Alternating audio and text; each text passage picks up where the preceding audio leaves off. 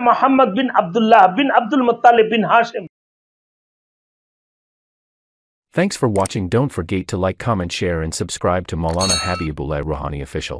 شجرۃ النسب رسول مقبول صلی اللہ علیہ وسلم کی والد محترم کی یہ ہے کہ سیدنا و مولانا محمد بن عبداللہ بن عبد المطلب بن ہاشم بن عبد مناف بن قسی بن غلاب بن مرہ بن کعب بن نوی بن غالب بن گھر بن فہر بن مالک بن النضر بن کنانہ بن حزیمہ بن مدرک بن الیاس بن مضر بن نزار بن معاد بن عدنان.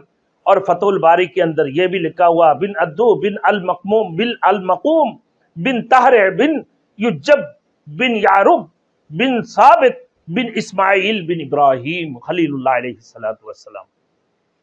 یہ رسول مقبول صلی اللہ علیہ وسلم کی شجرۃ النسب ہے. ان کی والد کی اور ان کی والد محترمہ کی محمد بن آمنہ بنت وہب بن عبد مناف بن زہرہ بن غلاب بن مرہ. اس سے آگے یہ جا کے ملتے ہیں حضرت ابراہیم علیہ السلام تک، اسماعیل علیہ السلام تک،